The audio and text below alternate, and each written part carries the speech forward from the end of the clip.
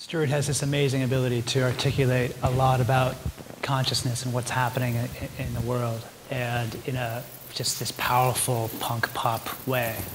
And for those of you that haven't gotten a chance to check out his music, I highly recommend it. And so it frames up this whole notion that is central to integral theory, which is really this concept of development. And what we're going to do today is touch on a couple of the key developmental lines that we work with in the actual application of integral theory to sustainability to become a more conscious change agent and leader around sustainability issues. It's very, very powerful to understand at least these two developmental lines that we're going to talk about. And they are the values line and the self-identity line. And then we're going to shift to actually practicing and working with them, and how do you actually communicate these different value systems or worldviews. Before diving into the kind of the practice and the theory here, I think it's important to recognize that these elements that we're about to discuss are aspects of your own self. All of integral theory you'll find inside of yourself, meaning the quadrants, for example, are just different ways that you're already looking at the world. You already pay attention to your experience, you already pay attention to your behavior, you already pay attention to the culture and communication that's arising around you, and the systems. And the quadrants is just a way of organizing what's already happening. If you take a moment right now and close your eyes, we'll just do a short guided tour of your inner experience here. And take a deep breath.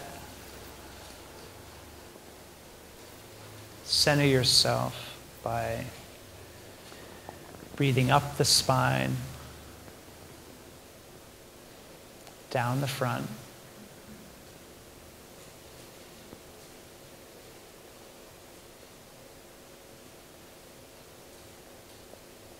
allow your energy around you to be balanced. So it's equal in front and equal in back.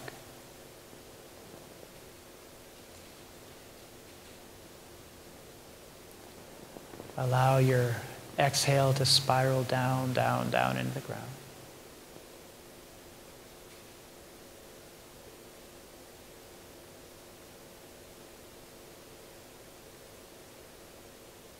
And now, ask yourself, what are you aware of right now?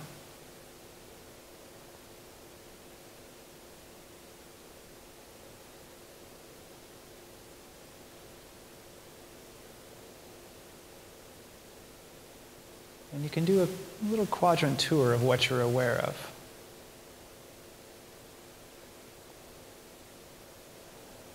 Notice what you're thinking.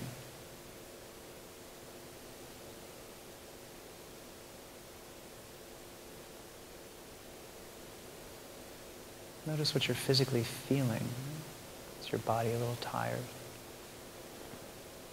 Can you feel your feet on the floor or the cushion?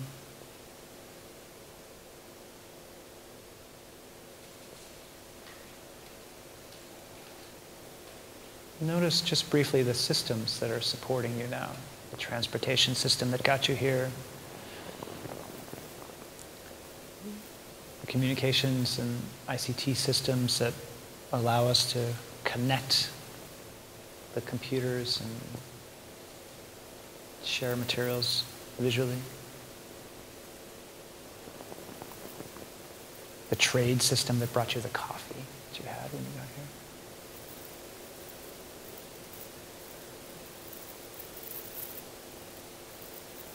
And finally, shifting to the lower left, notice the relationship that you have with the person next to you.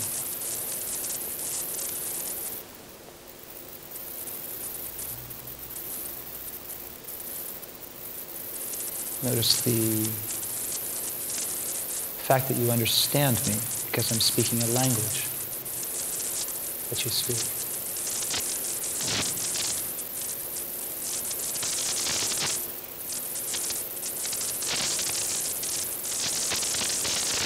So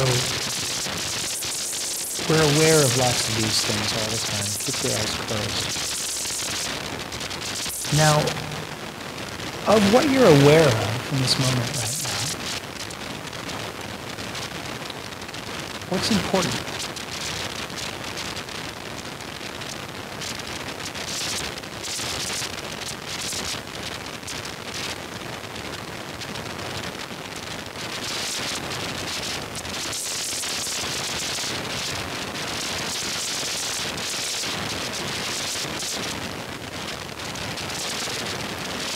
What's really important?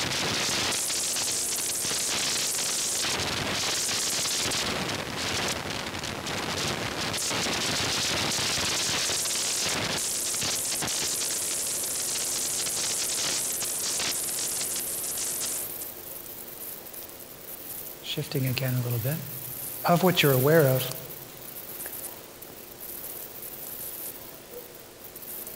how much of it is you?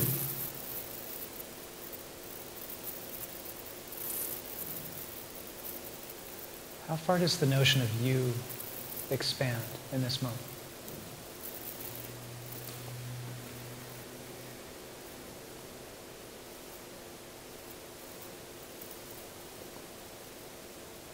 Does it include the heat that's coming off of your skin and radiating into the room? Is that you still?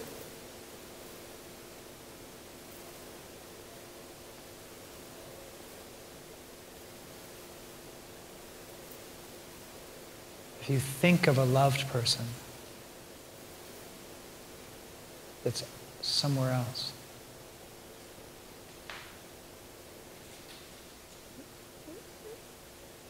is that still you? If not, then where's the end line? Where's the boundary between you and your loved friend?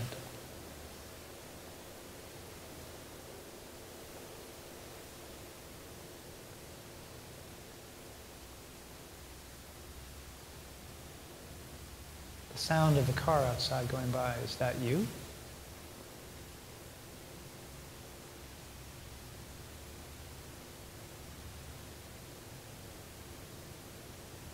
If not, then where is that boundary? See if you can find the boundary of you in this moment.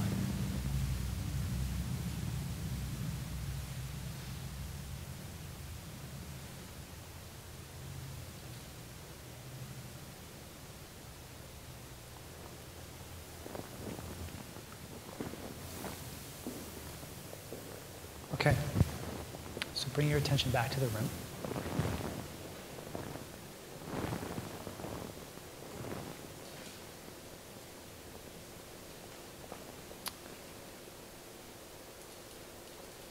What we just explored were a few different developmental lines.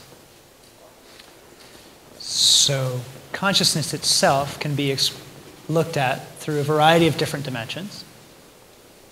And one of them is through this whole realm of cognition. And really, the key question around cognition is, what is? What am I aware of? What is actually happening here? That's kind of what cognition looks at. As we develop in cognition, we become increasingly aware of what is.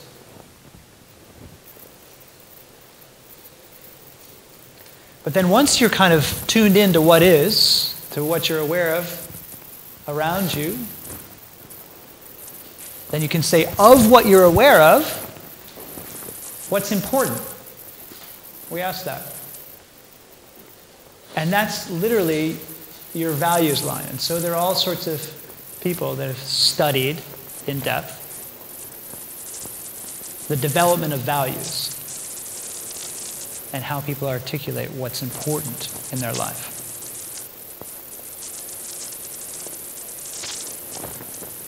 And then,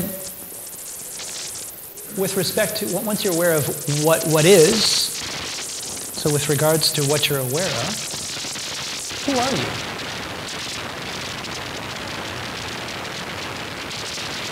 Of what I'm aware of, which of that is me and which of that is not me?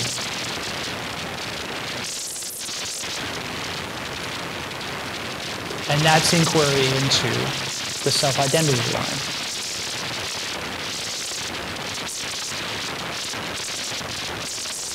Where does your identity start and where does it end? There are lots of other developmental lines. A few of them are highlighted here, including moral development, faith and spiritual development. Lots of people have heard of Maslow's hierarchy of needs. So of what I'm aware of, what do I need? There's also lines around interpersonal and psychosexual and so on and so forth. We're not going to go into all these different developmental lines. I find the two most useful for actually working in the world of sustainability and moving sustainability projects forward and being a change agent are being tuned into these two lines here, really. There's lots of good research around them and lots of practical stuff that you can draw from for better working with them. And so we're going to focus just on these two. And today, in particular, we're going to focus on the values line, and then at the next module, we're going to focus on the self-identity line. The assessment, which you took prior to this course, gives a rough assessment of your action logic or your self-identity or ego. And so I'll be rolling out individually to you folks the results from those. And we can have individual email dialogue about it or calls or whatever. So you'll hear from me about that. And then we'll talk about it as a group, but all of that is confidential with respect to your own assessment and how you want to use that. So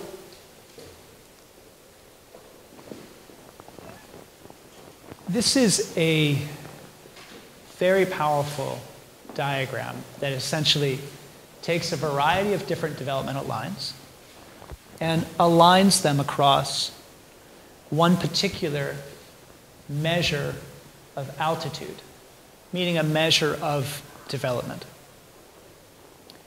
And we're not going to walk through all of this, but basically what I want to do is point out that there's a general model here that enables us to recognize how all of these different areas are developing: values, self-identity, faith, morals, cognition. That all of these lines of development can be correlated with a general sort of overall developmental altitude. So in general, the movement as a human being is from these earlier stages to later stages. And what's amazing about these different lines is that they actually develop relatively independently, meaning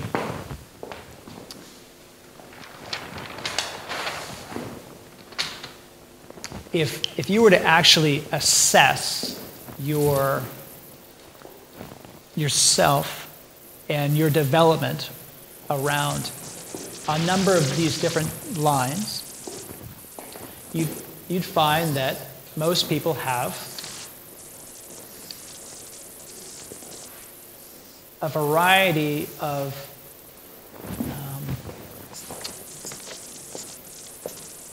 stages dependent upon the line. So let me give a very simple example here, right?